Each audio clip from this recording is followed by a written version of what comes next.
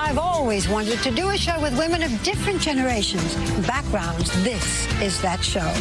We call it The View. It has been 20 years, in fact, since The View premiered on ABC. Novel at the time, all-female host discussing topics of the day and its evolution to being a place for political discussion and candidate appearances.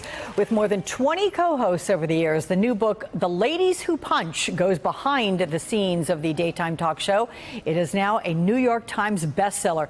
Joining me is the author of that book, Ramin Satuda. I told you this was going to be a New York Times bestseller. You predicted it. I did. Thank totally. you. I mean, it's only been out, what, a couple of weeks at best? You were at Not my even. book party. Yeah, it came out a week and a half ago. And I'm loving this book. It is so good. It's more than just some gossip, although I'm going to ask you to get to a little bit of that.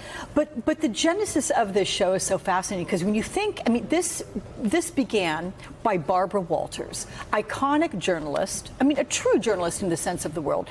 What did she think? What was the catalyst for her to think, yeah, I'm going to change this up. I'm going to start giving opinions and talking about any manner of subjects that would normally be taboo? She was having a conversation with her daughter, Jackie, and she noticed how different they came to the world and how different Jackie's viewpoint was from her own. And she came up with this idea of doing the show with a panel of 3 or 4 other women. And the ABC News executives actually initially told her not to do it. They thought it would hurt her reputation. Journalists weren't supposed to give opinions, especially during the day.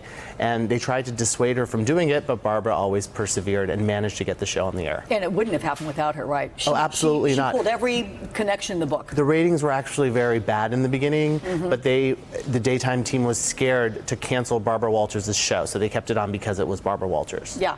So it became something that I remember you talk about Nicole Wallace, one of my colleagues who spent some time as a co-host as well. While she was in the White House working for George W. Bush, there were times when she would look up at the monitor and say, wow, this is being discussed on The View, and she would take that back within the purview of the White House and say, guys, we've got to look at this. The show became a barometer of national moods and also a very important indication of what women believed or thought.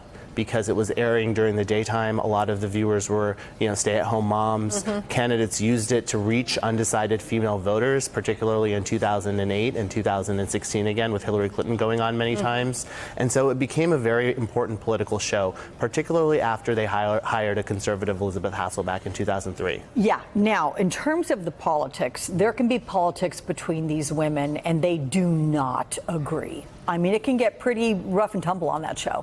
When you see them fighting on air, that's not rehearsed. Those are actual fights and political discussions, and they mirror in a lot of ways conversations families are having. Meghan McCain talked to me for the book, and she admitted that it's a hard show sometimes. There are some days that are easier than others, and being the lone conservative on that show is a big weight to carry because you're constantly having to be in opposition to the other women who are liberal. So let's put her against, say, Joy Behar. Do these issues between them, do they carry off the set? I mean, what happens in their separate dressing rooms? And I think sometimes a lot of the book is set sort of backstage after the fights or debates that they have and sort of the fallouts from the debates. But we just saw on SNL last night, they parodied Meghan and Joy fighting about this week's immigration policies. And talk about making it. You hit SNL.